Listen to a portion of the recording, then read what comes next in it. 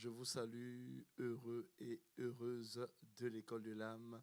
Quelle joie de nous retrouver encore aujourd'hui pour notre direct de ce soir. Alors, nous sommes en train de finaliser les 4 stades de croissance de l'âme que nous avons vus. Nous avons terminé avec le comeback et maintenant nous allons procéder aux questions-réponses. Et je sais que tu as pas mal de questions à poser et certainement tu as posé aussi pas mal de questions. Alors ce que nous faisons lorsque nous nous connectons, tu le sais, nous nous saluons. Tu salues l'heureux et l'heureuse qui est en ce moment connecté avec toi. Et moi aussi, je verrai exactement qui sont les heureux et les heureuses qui sont connectés. Et n'oublie pas, lorsque nous sommes connectés, nous cliquons sur les cœurs, nous mettons des cœurs, nous partageons surtout abondamment ce qui nous fait du bien. Partage, clique, mets des cœurs, partage et abonne-toi si tu n'es pas abonné. On a une chaîne WhatsApp, abonne-toi, tu auras certainement le logo qui va apparaître sur l'écran. Sinon, voilà, on a le logo. Et aussi, n'oublie pas, nous recevons les témoignages parce qu'effectivement, il y a beaucoup de personnes qui vivent ce que nous enseignons. Les différents stades de croissance de l'âme sont vécus par plusieurs personnes, des évolutions sont vécues par plusieurs personnes.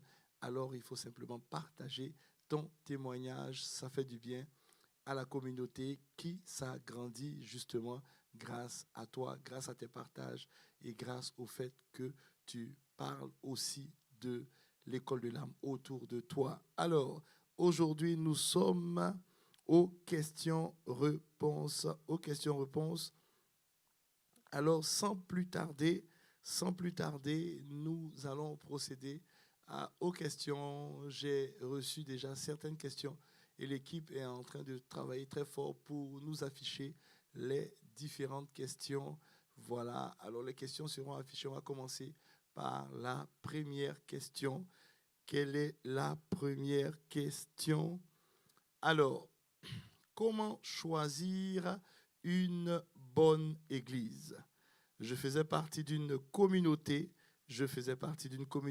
où mon mari m'avait emmené, mais après son décès, je suis resté dans la même église où je n'étais pas bien traité, évidemment. Seuls les pasteurs étaient de mon côté.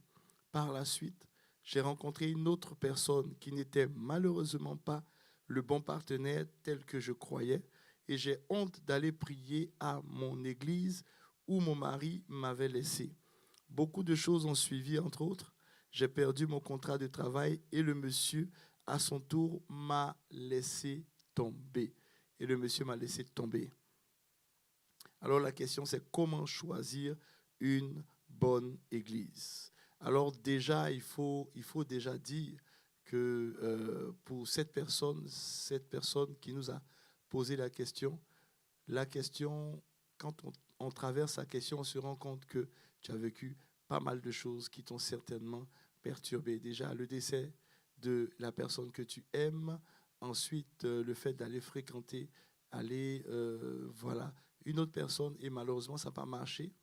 Et généralement, dans l'environnement où on est, quand on ne nous traite pas bien, alors c'est beaucoup de poids émotionnel, c'est beaucoup de souffrance et de douleur. Alors, qu'est-ce qu'il faut faire?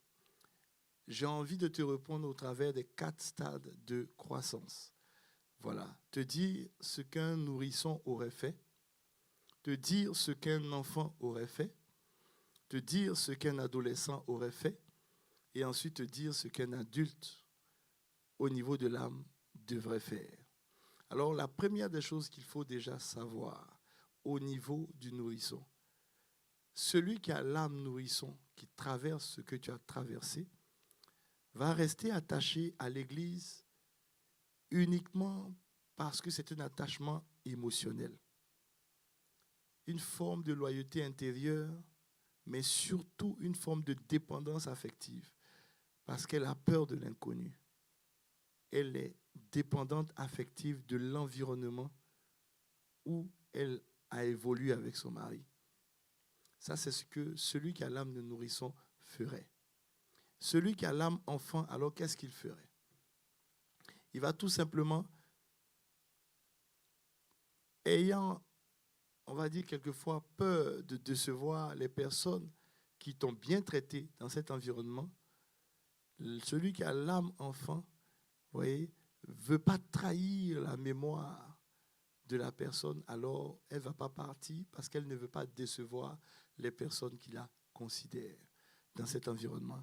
Bien qu'elle souffre intérieurement, bien qu'elle sente que ce n'est pas sa place là où elle est, mais elle ne le fera pas parce qu'elle ne veut pas blesser, elle ne veut pas détruire une image qu'elle a créée.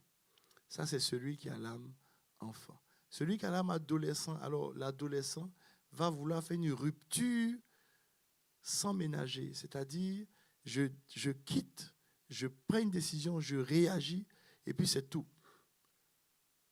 C'est ce que l'adolescent ferait. Quitte à blesser d'autres personnes, quitte à écraser des personnes, quitte à mépriser même les personnes qui lui ont tendu la main ou les personnes qui l'aiment dans l'environnement où elle est. Par contre, qu'est-ce que ferait un adulte? Alors l'adulte, il y a deux choses qu'il ferait. La première des choses que l'adulte va faire, c'est que l'adulte se dira, je suis dans cette église. Mais le principe, lorsqu'on est dans une église, ce n'est pas nous accommoder des gens d'abord, mais c'est la présence de Dieu d'abord que nous cherchons. Est-ce que dans cette église, il y a la présence de Dieu? Est-ce que je suis enseigné? Est-ce que je grandis spirituellement dans cette église? Est-ce que l'environnement spirituel de cette église me fait du bien? Voici la question que le mature va se poser. Et le mature ne se dira pas, parce que c'était l'église de mon mari, alors j'ai un attachement émotionnel. Non.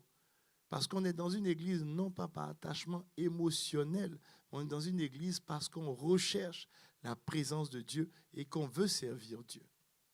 Voyez? Alors, donc, qu'est-ce que ferait le mature? C'est ce que ferait le mature que je viens de t'expliquer.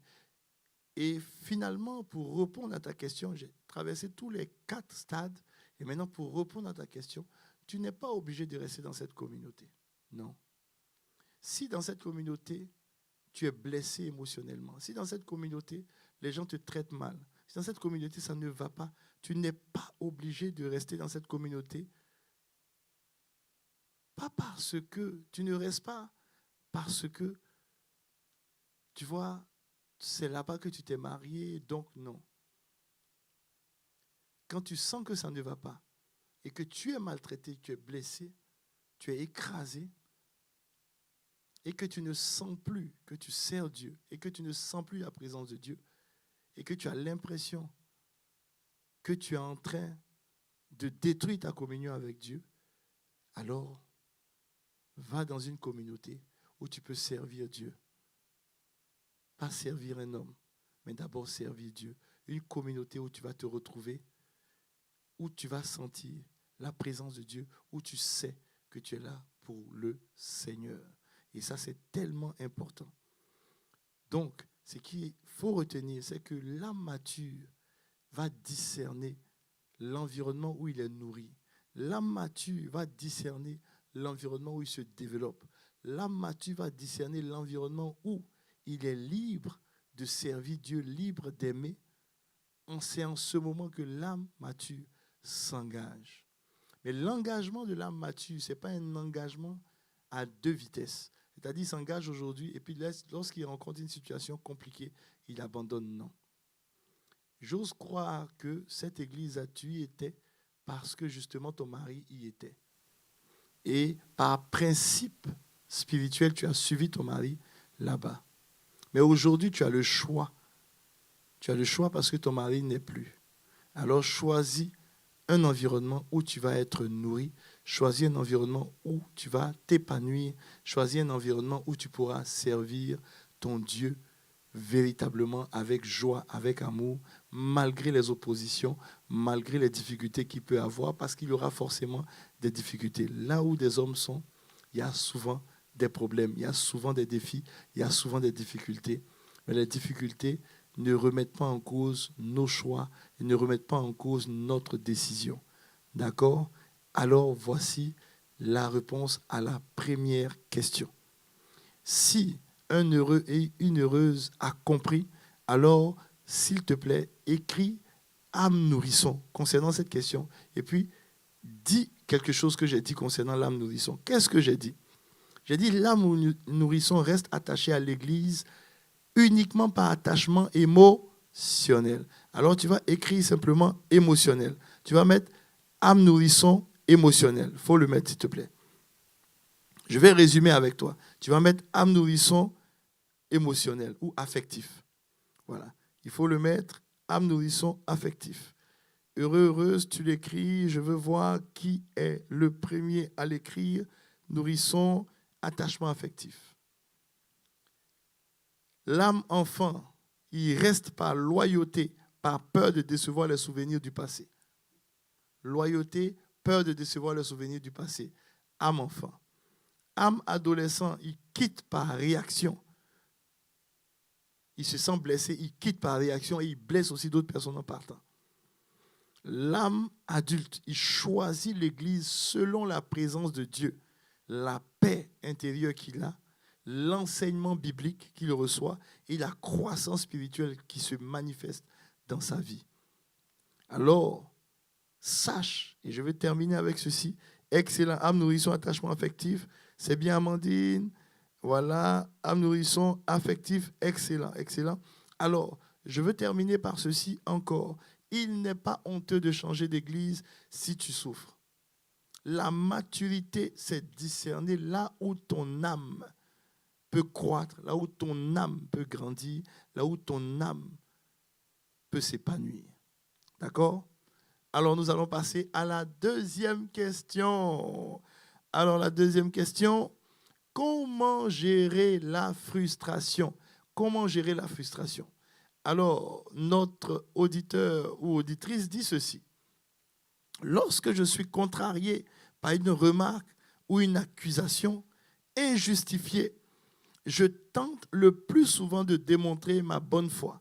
Cependant, je finis par me mettre en colère lorsque la personne en face persiste, me tourne en dérision et refuse de me croire. Comment surmonter cela et garder mon calme? De plus, comment arrêter de ressasser sans cesse cette situation? Alors, comment je gère la frustration face à l'injustice?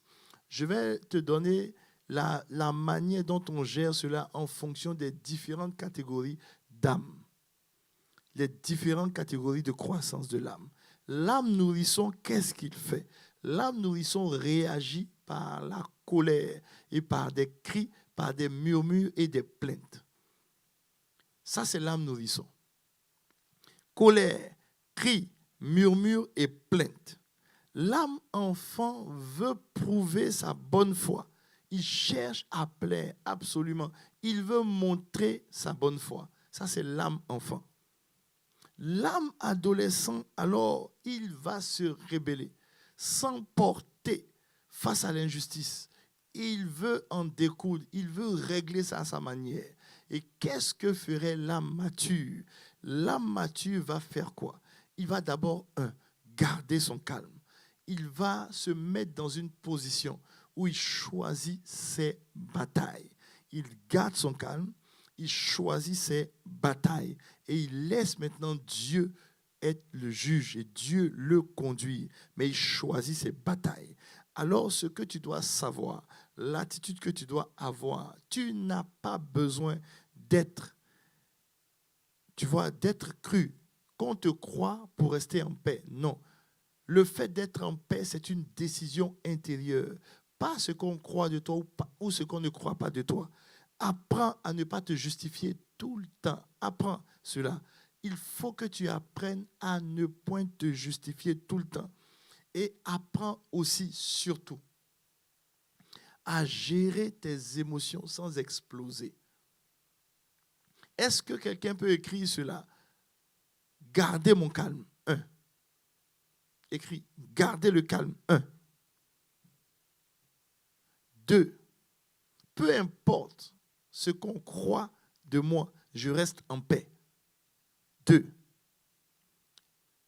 3. apprendre à ne pas se justifier tout le temps. Et 4, apprendre à gérer ce que tu ressens sans exploser. Sans exploser. Et c'est très important. Lorsque tu réagis comme ça, alors peu importe l'injustice, même quand tu es contrarié, même quand c'est une remarque injustifiée, une accusation injustifiée, tu vois, arrête de rechercher à démontrer ta bonne foi. Arrête de faire cela. Arrête de te mettre en colère. Apprends à ne pas te mettre en colère. Il faut apprendre à garder ton calme.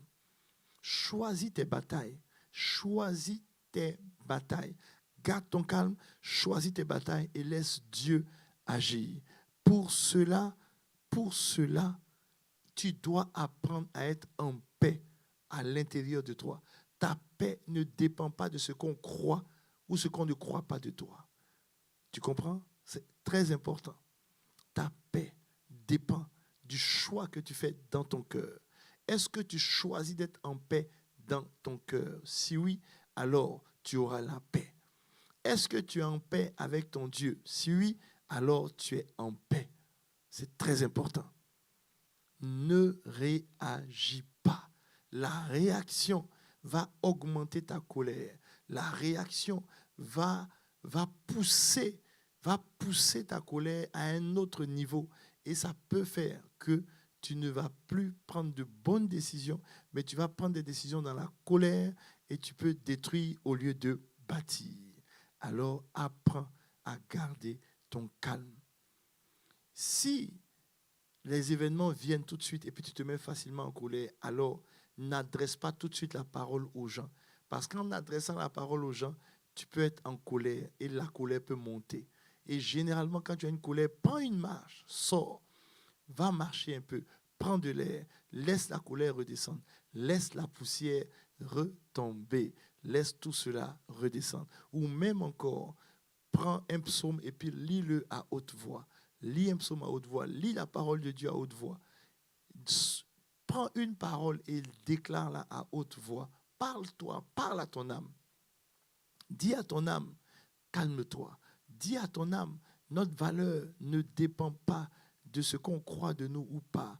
Dis à ton âme, tu n'as pas besoin de montrer ta bonne foi. Dieu sait qui tu es. Dis à ton âme, arrête de te justifier. Dis à ton âme, choisis tes batailles. Dis à ton âme, calme-toi.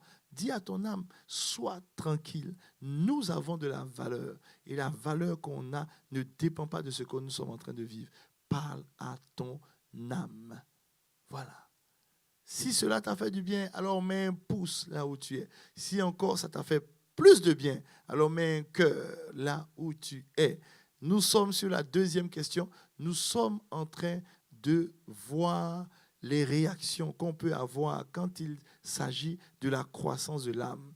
Avant d'aborder la troisième question, je veux attirer ton attention sur quelque chose. Tu as vu que les deux questions, je les ai répondues en fonction des différents stades de l'âme. Tout simplement pour te dire ceci, que les stades de l'âme, ce sont des stades de croissance. Ça veut dire que tu peux être à un niveau et puis passer à un autre niveau en fonction des victoires que tu as et en fonction des pas que tu fais. Alors, dans la première question, je t'ai cité les 4 réactions et on a fait le choix de la bonne réaction. Dans la deuxième question, je t'ai cité aussi les 4 réactions et on a fait le choix de la bonne réaction. Tu vois, chaque fois que tu choisis la bonne réaction, alors tu rentres dans un niveau de maturité.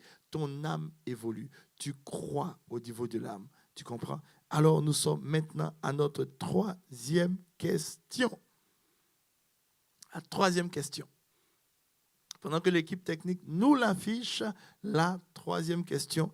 Dans un couple, les 2 personnes doivent-elles être au même stade de maturité? Que faire lorsqu'un est adulte et l'autre nourrisson? Le couple est-il voué à l'échec? Enfin, est-ce par manque de maturité que l'adulte a choisi un partenaire au stade de nourrisson? Alors, ça, c'est une très bonne question. Et ensemble, nous allons répondre pas à pas. Parce que il est vrai que dans plusieurs couples, on le voit, et il est vrai que généralement, un couple ne commence pas toujours avec un équilibre de la croissance de l'âme. Généralement, c'est un qui est un peu plus avancé que l'autre, ou vice-versa. Vous voyez? Il est important de comprendre quelque chose. Lorsqu'un adulte marie quelqu'un qui est au stade nourrisson, ça peut être dû à deux choses. La première, l'adulte a besoin de sentir qu'il s'occupe émotionnellement d'une personne. Et le nourrisson ressent une dépendance affective vis-à-vis du conjoint qui est un adulte émotionnel, qui a une âme mature émotionnelle. Alors, s'il n'y a pas équilibre, si vous ne savez pas ce que je suis en train de vous expliquer aujourd'hui, ce qui va se passer, c'est que toi qui es mature dans le couple, tu auras tendance à écraser celui qui est nourrisson et à faire de telle sorte que celui qui est nourrisson dépende de toi. Et celui qui est nourrisson va se retrouver dans une forme de dépendance affective. Mais est-ce que les couples peuvent survivre à cela? Bien entendu, les couples peuvent survivre à cela. Ils peuvent survivre à cela avec, on va dire, 4 choses essentielles. La première des choses, la communication. La deuxième des choses, le pardon mutuel. La troisième des choses, l'humilité. Et la quatrième, apprendre mutuellement l'un de l'autre. Mutuellement l'un de l'autre. Alors, comme je vous ai expliqué, quand l'un est mature et l'autre est nourrisson, il y a forcément un déséquilibre. Il y a un déséquilibre. Le déséquilibre fatigue la relation. Mais le déséquilibre ne peut pas détruire la relation si celui qui a l'âme mature comprend son rôle. Le mature ne doit pas écraser toujours celui qui est nourrisson, mais le mature doit aider celui qui est nourrisson à devenir mature. C'est-à-dire qu'il faut que tu l'encourages. Il ne faut pas le critiquer ou la critiquer tout le temps. Il faut l'encourager à faire mieux. Parce qu'un stade n'est pas figé. Un stade n'est pas figé. On peut aider l'autre à atteindre le stade que nous avons atteint. Parce que si le mature croit qu'il est devenu mature en tombant du ciel, non. Il est mature parce que lui aussi, il a eu ses étapes. Il a eu ses étapes d'enfance, il a eu ses étapes d'adolescent et il est arrivé au mature. Alors, il doit apprendre à soutenir l'autre. C'est cela un foyer. Un couple, c'est le fort aide le faible. Et quand le plus fort devient faible, le faible qui est devenu fort aide le fort qui est devenu faible.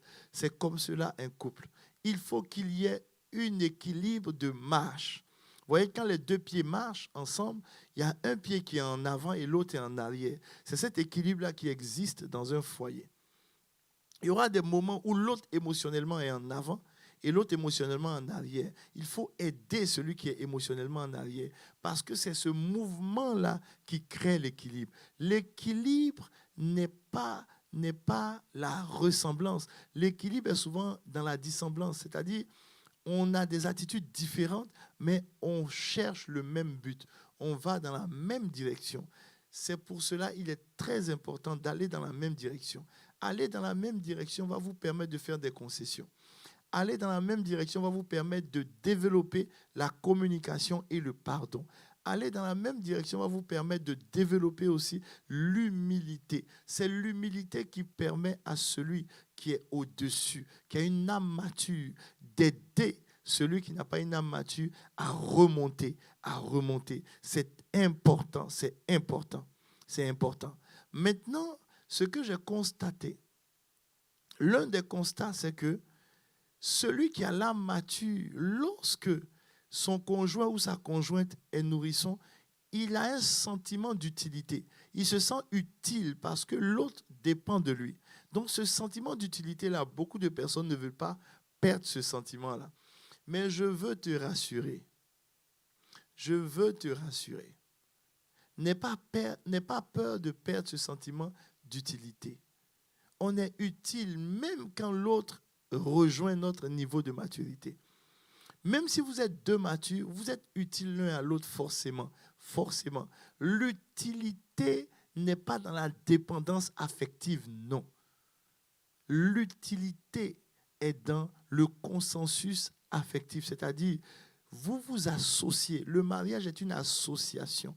C'est deux personnes qui décident de se mettre ensemble pour faire des combats ensemble, pour avancer ensemble, pour voir les choses ensemble, pour comprendre les choses ensemble et pour réussir les choses ensemble. Ça s'appelle un consensus, ça s'appelle marcher ensemble, ça s'appelle se mettre d'accord. On ne peut pas se mettre d'accord s'il n'y a pas de désaccord. Il y aura forcément des désaccords, même si vous avez le même niveau de maturité. Parce que un peut être mature dans un domaine, un autre peut être mature dans un autre domaine. Et dans un autre domaine, être immature ou être nourrisson. Et dans un autre domaine, être nourrisson aussi. J'ai eu à assister à un couple. Le monsieur était très mature. Mature dans tout ce qui était relation amicale, enfant, gestion de la maison. Il était plus mature que la dame. La dame, elle était mature. Mais elle était mature dans tout ce qui concernait les budgets, la structuration de leur maison, la vision qu'ils pouvaient avoir et tout ça. Donc, chacun avait une certaine maturité et chacun avait une certaine immaturité dans certains domaines. Alors, je vous ai dit que pour pouvoir avancer, il faut surtout la communication, le pardon, l'humilité et apprendre mutuellement. Dès qu'on cesse d'apprendre de l'autre, alors le déséquilibre se prononce. Lorsqu'on cesse de pardonner, alors le déséquilibre est encore plus grand. Lorsqu'on cesse de communiquer, la communication n'est pas forcément verbale. La communication, c'est un tout, la communication. Elle peut être verbale, elle est gestuelle. Même dans le silence, on peut communiquer. L'âme communique à divers niveaux. Une humeur est une communication. Un sentiment, un sourire est une communication. La création d'un environnement est aussi une communication. Vous voyez, c'est très important de comprendre ces niveaux de communication. C'est très important. Je ne vais pas entrer dans les détails, mais déjà, il est important de comprendre qu'il y a des équilibres, effectivement, lorsque l'un est mature, l'autre est nourrisson, mais ce n'est pas ce qui fait qu'un foyer échoue. Voilà, on peut apprendre mutuellement et l'autre peut être celui qui aide, celui qui soutient et celui qui permet justement à l'autre d'avancer. Voilà, d'avancer. Et ça, c'est important. C'est très important. C'est très important. Voilà, donc voici un peu ce qui est à comprendre dans cette question. J'espère que ça t'a fait du bien. Si oui, alors tu mets bien. C'est que ça t'a fait réellement du bien. Ça t'a fait réellement du bien. Alors, je résume sur ce point-là. Le couple n'est pas voué à l'échec. Non. Ils ont besoin de plus de grâce, plus de pédagogie, voilà, de vérité. Ils doivent se donner certaines limites, apprendre mutuellement de l'autre, se pardonner mutuellement, communiquer, et c'est très important. Et j'ai insisté, la communication, elle est multiple, Il y a certaines personnes qui ne parlent pas beaucoup. Je connais certains couples, le monsieur ne parle pas beaucoup ou la femme ne parle pas beaucoup. Sa manière de communiquer se fait surtout dans les tâches ménagères. La femme communique plus quand elle est occupée. Le monsieur communique plus lorsqu'il parle. Il parle. Mais la femme n'aime pas parler, elle parle très peu. Ça ne veut pas dire qu'elle ne communique pas. Elle peut communiquer par ses silences, elle peut communiquer par une gestuelle, elle peut communiquer par ses humeurs, elle peut même communiquer en se déployant dans quelque chose. Vous voyez? Et il faut apprendre la communication de l'autre, comprendre comment l'autre communique. C'est très important. Plusieurs personnes, ce n'était pas le sujet, mais j'ai bien envie de m'étendre un peu là-dessus avant de prendre la question qui suit. J'ai déjà eu à accompagner des couples, parler avec des couples qui avaient un problème de communication. Écoute-moi très bien et très bien. Heureux et heureuses de l'école de l'âme. ne juge jamais la manière de communiquer de ton couple en fonction de ce que tu vois à la télévision, en fonction de ce que tu vois dehors. Non. Chaque personne a sa manière de communiquer.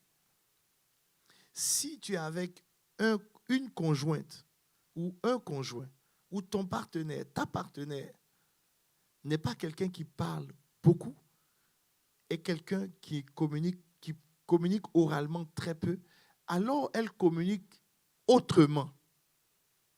Il faut que tu découvres comment elle communique ou comment il communique. Tu dois comprendre ses silences. Si c'est un silence qui s'enferme, ça veut dire que la personne veut rester seule. Elle est en train de te communiquer quelque chose qu'elle traverse intérieurement. Elle est en train de te dire, j'ai un malaise. Elle est en train de te dire, je suis incompris. Elle est en train de te dire, je souffre. Elle est en train de te dire, je vis difficilement quelque chose. Elle est en train de te dire, je suis malheureux ou je suis malheureuse. Alors, qu'est-ce que tu fais? On peut soutenir quelqu'un sans parler. On peut être juste à côté de la personne. Vous voyez, ça me rappelle un peu l'histoire de Job dans les Saintes Écritures. Job traversait des situations compliquées et il y a ses amis qui l'ont entouré. Il y a certains qui parlaient, mais il y a d'autres qui se sont assis. Ses amis sont venus pendant 1 jour, 2 jours, ils se sont assis sans rien dire à ses côtés. Juste, ils ont communiqué avec lui dans le silence que Job a créé. Donc le silence est un mode de communication. Ensuite, les gestes, la manière de marcher, la manière de s'asseoir est aussi un type de communication. Tu vis avec une personne, regarde sa manière de marcher, regarde sa manière de s'asseoir. Tu peux te rendre compte que le jour où il est heureux, il y a une manière de s'asseoir, une manière de marcher. Le jour où il est malheureux, il y a une manière de s'asseoir, une manière de marcher. Le jour où il n'est pas content, il y a une manière de s'asseoir, une manière de marcher. Alors, ça, c'est aussi un mode de communication. Mais ne te dis pas comme chez le voisin, madame parle souvent, elle exprime ce qu'elle ressent, alors chez moi aussi, ça doit être pareil. Lorsque tu le fais, ce que tu es en train de faire, c'est que tu es en train de détruire ton foyer. Parce que chaque foyer a sa manière d'être. Et c'est très important. C'est très important. Tu peux te rendre compte que, par exemple, la personne avec qui tu es parle très peu, mais lorsque elle a un repas devant elle, ou lorsqu'elle finit de manger, elle est bavarde. Alors, sa communication est plus fluide, sort plus lorsqu'il y a une satisfaction quelque part. Ça aussi, c'est un mode de communication. Et tout cela, c'est très important d'observer. C'est pour cela qu'on parle de pardon, on parle surtout d'humilité. L'humilité, c'est l'attitude qui nous permet d'aller vers l'autre et de chercher à comprendre aussi l'autre. Et de ne pas le comprendre en fonction de nous, mais de le comprendre selon elle-même. C'est-à-dire chercher à la comprendre sans forcément se dire qu'elle doit être comme ci ou comme cela. D'accord? Et c'est très bien. J'ai voulu faire une parenthèse là-dessus. Et n'oublie pas, nous recevons des témoignages aussi. S'il y a une situation qui t'a touché, si toi-même, tu es en train de vivre des situations et tu te rends compte que l'école de l'âme te fait du bien, alors envoie-nous tes témoignages. On a un numéro de téléphone où on reçoit les témoignages sur WhatsApp. Tu envoies le témoignage, je lis les témoignages, je lis tous les témoignages et ces témoignages feront du bien aussi à d'autres personnes. Plus 514 772 0900. Alors, nous allons passer à la question 4. La question 4. Quelle est la question 4? Comment supporter ou manager un collaborateur au stade nourrisson? Notamment, il est impulsif, besoin constant de reconnaissance. Que faire pour l'aider et comment travailler avec cette personne-là? Déjà, ce qui est important de comprendre au niveau du profil nourrisson, c'est ça, c'est l'impulsivité, c'est l'émotionnel, c'est l'hypersensibilité. La personne est peu autonome, elle est instable, elle a besoin de reconnaissance constante. Voici un peu le profil de la personne avec qui tu travailles. Et certainement, comme tu l'as dit, elle a besoin de reconnaissance et c'est une personne qui est impulsive, etc., etc. Qu'est-ce qu'il faut faire en tant qu'adulte? De un, ne pas t'attendre à de la maturité de la part de quelqu'un qui ne l'a pas encore.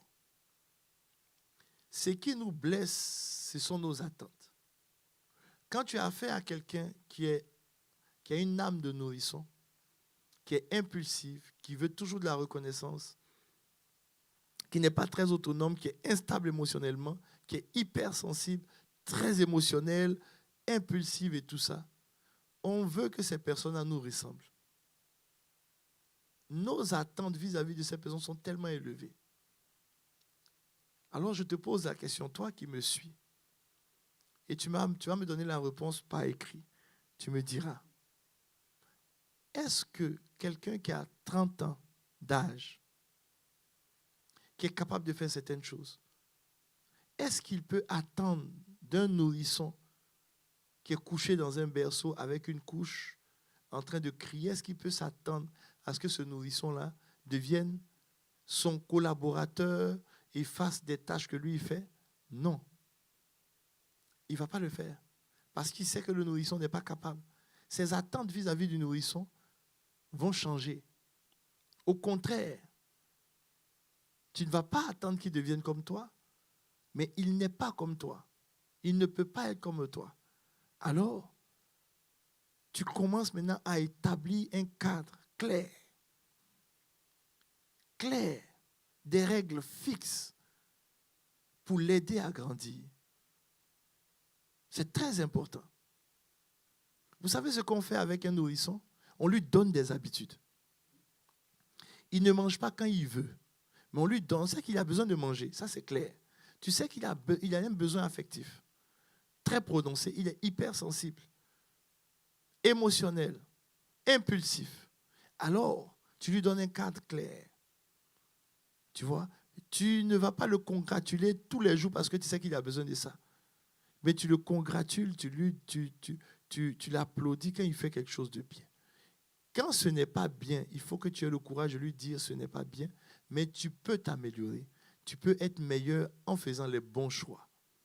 Voici les choix que je te propose. Ça va te rendre meilleur demain. Il ne faut pas mépriser ses efforts. Il faut valider ses efforts, mais surtout, il faut encourager cette personne. Encourage-la, rassure-la, mais il ne faut pas la survaloriser. C'est ce que j'étais en train de te dire tout à l'heure. Il ne faut pas la survaloriser. Il ne faut pas te dire comme cette personne a besoin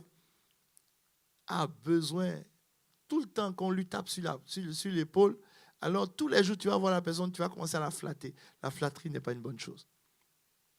Il faut créer un cadre. C'est ce cadre-là qui va lui permettre de croître. Comme un enfant.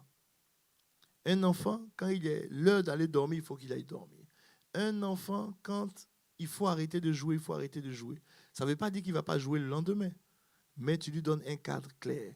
À celui-là, à ce collaborateur, il faut lui donner un cadre clair. Il faut que tu sois son miroir. Mais un miroir stable, calme, tu es patient, tu es cohérent. Parce que le nourrisson copie toujours sur l'adulte.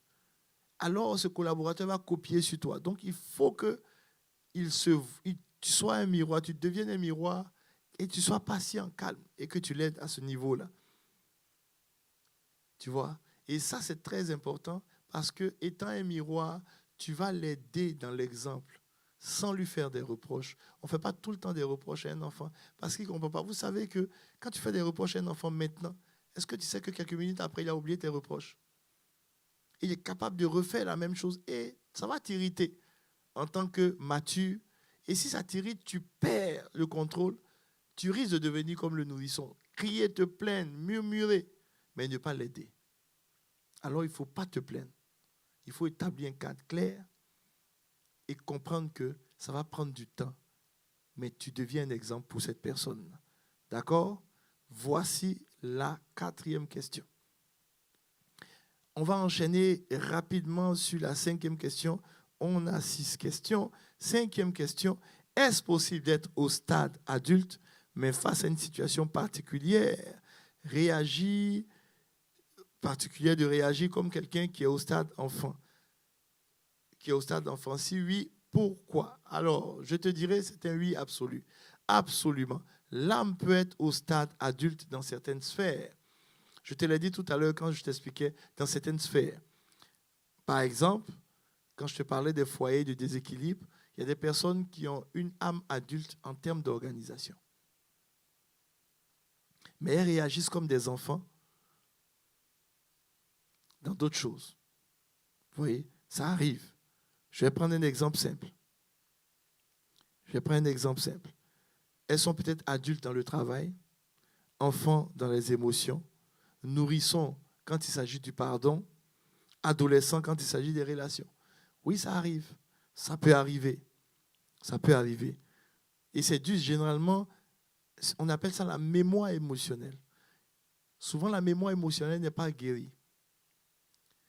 Quand la mémoire émotionnelle n'est pas guérie sur certains aspects de la vie de la personne, lorsque la personne se souvient de certaines choses qu'elle a vécues, alors elle replonge dans les situations qui ont créé cette situation et elles peuvent replonger en enfance, vous voyez, et puis être comme un nourrisson dans certains domaines, pleurer, crier, se mettre en colère, avoir une dépendance affective, voilà. Et c'est très important de comprendre que la maturité n'est pas un absolu ou n'est pas linéaire, Et ça, c'est très important.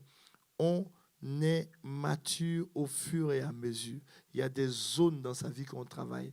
Tu peux te rendre compte que ton âme est mature au niveau de certains aspects et te rendre compte que dans d'autres aspects, ton âme n'est pas mature. Tu es encore nourrisson, tu es encore impulsif, tu es encore hypersensible, tu es encore émotionnellement instable dans certains domaines de ta vie.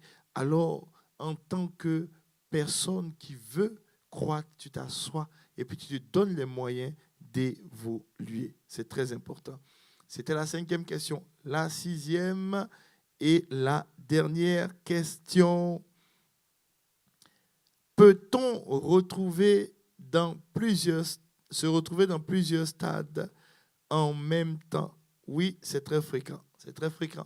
Et je l'ai dit tout à l'heure, tu peux être adulte dans le travail, enfant dans les émotions, nourrisson dans le pardon, adolescent dans les relations. L'âme est composée de plusieurs zones. Et c'est très important de comprendre qu'il peut y avoir certains aspects où tu es moins mature que d'autres. Vous voyez, il y a certaines personnes qui sont très matures dans leur foyer. Mais elles sont des nourrissons dans la vie professionnelle. C'est la même personne. C'est pour cela, il est très important. L'âme te demande constamment de t'examiner. C'est pour cela qu'il faut s'examiner constamment. Et à l'école de l'âme, on voit ces choses-là pour t'aider à t'améliorer, pour t'aider à évoluer. Parce que l'âme est très mystérieuse, l'âme est très complexe. Il est très important que tu comprennes ceci. Tu peux être mature dans certains domaines, nourrisson dans d'autres domaines, adolescent dans d'autres domaines. Ça peut arriver. Et quand ça arrive, alors fais le cheminement que je t'ai dit. Reviens sur toutes les vidéos qu'on a faites. Reviens sur les différents stades de croissance. Parce qu'à chaque stade, je t'explique comment faire pour passer au stade suivant. C'est très important. Identifie là où tu es blessé et laisse surtout, laisse le Saint-Esprit t'aider à grandir. Parce que tu as besoin de grandir dans les différentes zones de ta vie. Tu as besoin de grandir. Et je veux terminer avec ceci.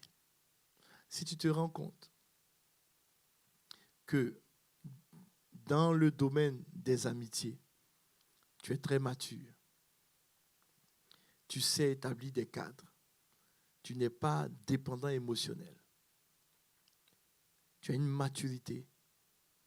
Et que tu te rends compte que, par exemple, dans l'église que tu fréquentes, dans l'organisation que tu fréquentes, là où tu es, là tu es comme un nourrisson. Tout te touche. Tu es impulsif. Tu te mets vite en colère. Tu ne tolères pas les choses. Alors, tu t'assois. Et puis tu identifies l'endroit où tu es immature, où tu es nourrisson. Tu dis, tiens, je suis nourrisson ici, dans l'organisation que je fréquente. Mais pourquoi? Alors tu vas te rendre compte de ceci. Lorsqu'on est nourrisson, c'est parce qu'on attend beaucoup des gens. Le nourrisson ne se nourrit pas lui-même. Il se nourrit de la charge affective qu'il reçoit des gens. Il se nourrit du lait de sa mère.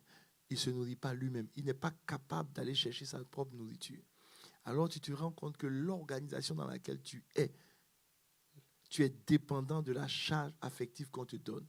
Quand on te félicite, ça te rend joyeux. Tu ne sais pas t'auto-féliciter. Tu ne sais pas toi-même prendre soin de toi. Tu ne sais pas toi-même nourrir ton intérieur. Alors, tu prends la décision de le faire, de te nourrir toi-même, de chercher l'aliment dont tu as besoin. Tu vois, l'aliment dont tu as besoin, tu le cherches. Un mature est capable d'aller dans un supermarché. Dans le supermarché, il sélectionne la nourriture qu'il veut même. Un nourrisson ne fait pas cela. Un nourrisson est assis à la maison et c'est la maman qui doit lui donner ce dont il a besoin.